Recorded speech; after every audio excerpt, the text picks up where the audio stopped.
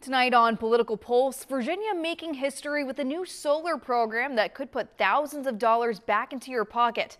A $67 billion energy merger is now one step closer to reality. Plus, Lindsey Graham's sister is now a U.S. Senator. Temporarily. We'll explain coming up. I'm Mila Miyabi, and this is Political Pulse.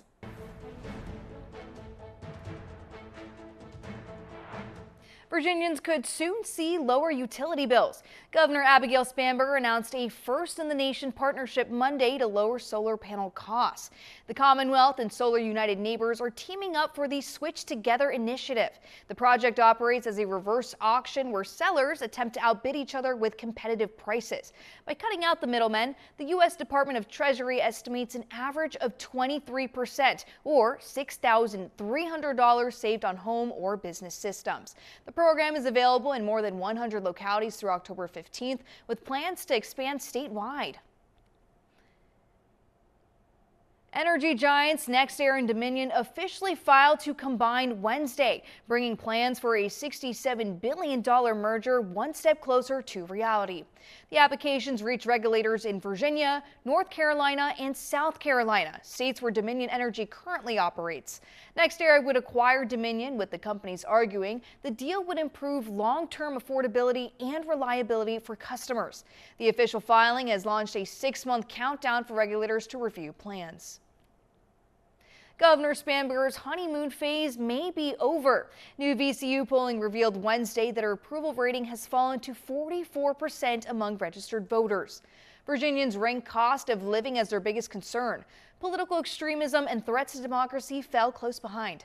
Surveys revealed that just 39% of those surveyed see Virginia's trajectory as positive. Professor and former Governor Doug Wilder says it's rare for a new governor to struggle this early. Spanberger is only 6 months into her term. Attorney General Jane Jones asked state judges for a pause on 4 lawsuits against an assault weapon ban Thursday, holding off on an immediate appeal of a statewide gun injunction. The Supreme Court takes on 2 similar gun cases later this year.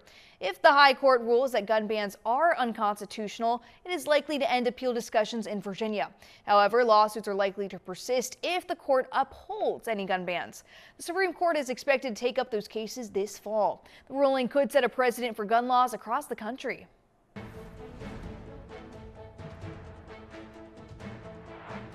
A federal judge has voided President Trump's $1.8 billion settlement with the IRS, barring him and his sons from using the money.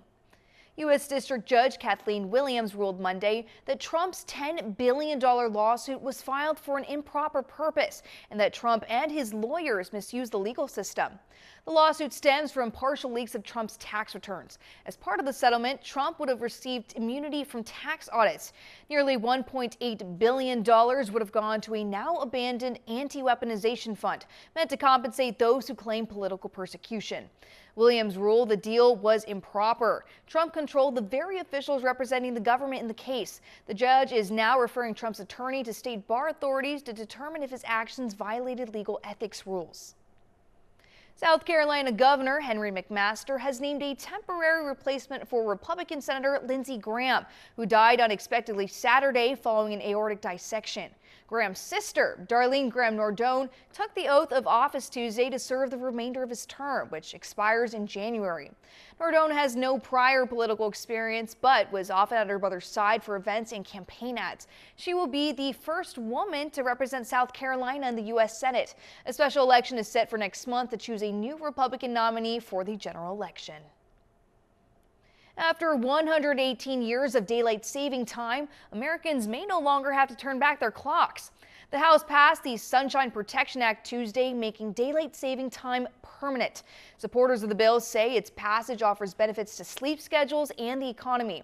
Critics say extended darkness in the winter poses a danger to safety and to mental health.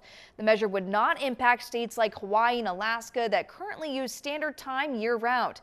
The bill is now on its way to the Senate, where its future remains unclear. Trump's pick for Attorney General is facing pushback from both parties. The Senate Judiciary grilling Todd Blanche on Capitol Hill Wednesday. The acting AG fielded tough questions on his initial backing of the now abandoned anti-weaponization fund and his handling of the Epstein files, which he defended. Senators, including Chris Coons of Delaware, questioned whether Blanche would be able to make decisions independently of President Trump. As the committee prepares to vote, Blanche's future as Attorney General remains uncertain. Even a single Republican no vote would be enough to sink his confirmation.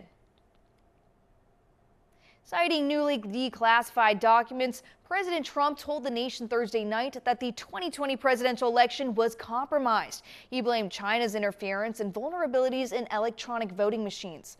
Election security experts contested these claims, saying compromising voting machines on that scale would be extremely difficult. Trump is also pushing for the approval of the Save America Act ahead of November midterms. Most notably, it would require proof of citizenship for voter registration.